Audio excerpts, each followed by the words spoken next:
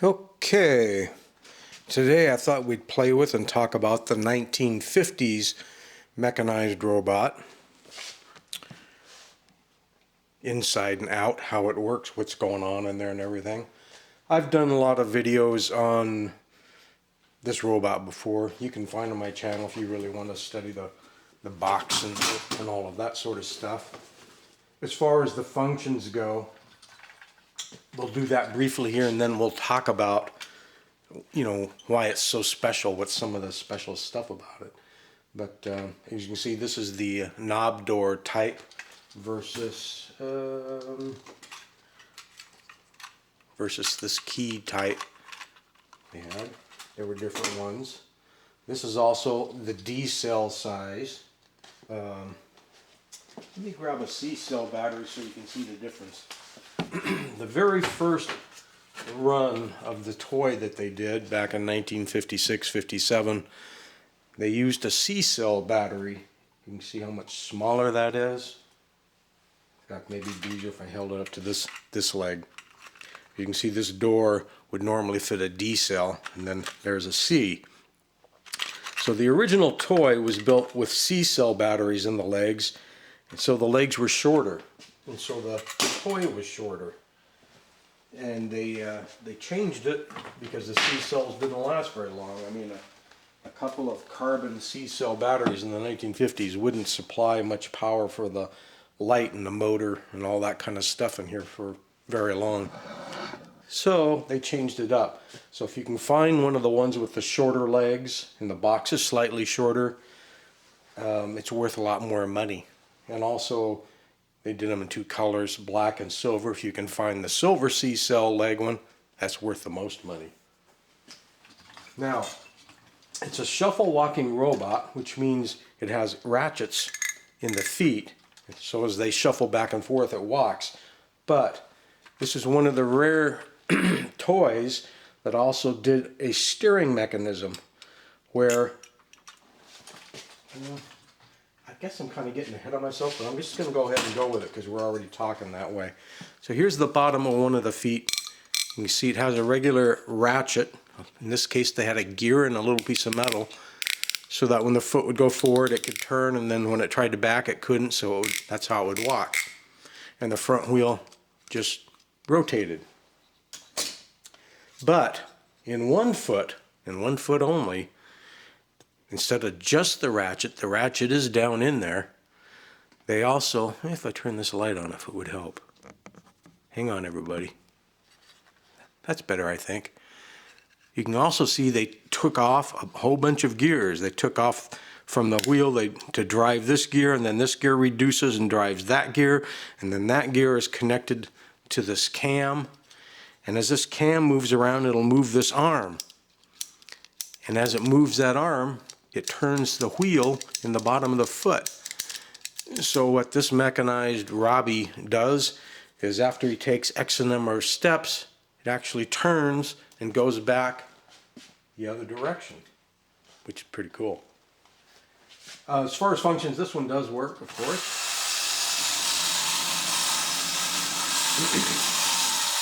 And besides the turning walking function, of course, you have the pistons and the rotors spinning and the light, and you had your main switch right there on the chest. One of the reasons it's so iconic and classic. Now on the inside, let's start with the front. This is the front of the body shell. And here is one of the motor gearboxes. Let's see, this is the front side. I'm going to kind of hold this in place so you can see some of the things I'm talking about. Hang on here, I got to line up a couple of metal pins. There we go. So basically, that gearbox fits in there like that. And you can see it's a completely sealed gearbox.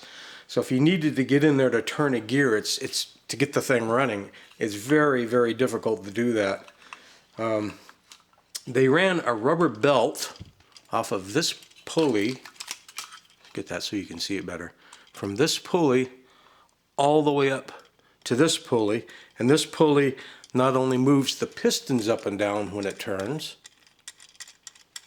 And this light down here that lights up the mouth also lights up the pistons, so one light for both.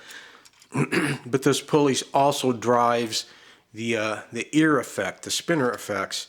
This bent rod here on this side would interface with a bent rod coming off the ear on that side to spin it. And this one here has a round wheel in the bottom of the shaft.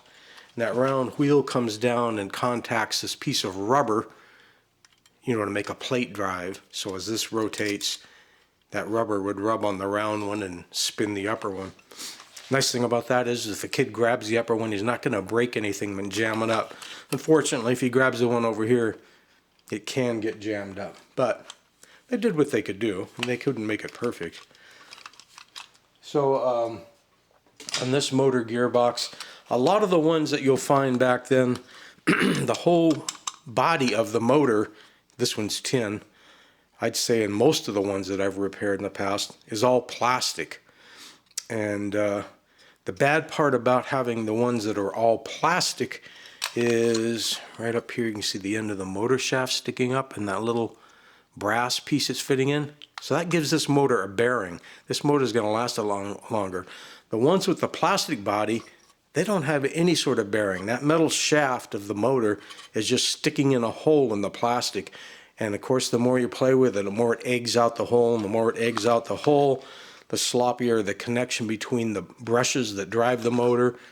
Just not a good thing. But unfortunately, it's the most common style motor in this particular toy. Let's see, I'm going to move you in closer just for a moment because I'm going to go ahead and throw some power on this, just so you can see it run for the heck of it, I guess. One side of the frame is going to be ground, and the other side will be the motor. I think the blue. There we go. So now you can see how this pulley turns, which would drive that belt up on top. This is one of the leg cranks to make it walk. That crank would fit into this slot right here near my thumb, and that's what would make that rock back and forth. The leg would pin up here, and of course the little light on top. But that is what's going on there. And then the back of the body, of course, has tabs that it's going to mate up with to hold the gearbox in there as well. So to get completely into the toy, you do have a lot of tabs that have to be bent. One's on the bottoms, one's on the sides, one's on the top. It's not a good thing because the tabs like to break, especially these ones right here where the chrome part of the ear cups go. Right back here. Because you got to get those off in order to take the two tabs underneath out if you have to split the body to get in there. And those are very prone to breaking. And once they break, you're kind of screwed. You don't want them to break. You don't have a whole lot of options of fixing things once that happens. There is in between the legs, if the light will get right and the camera will get right. Don't know if I can do that. Get both the light and the camera right. But it does say made in Japan down in there.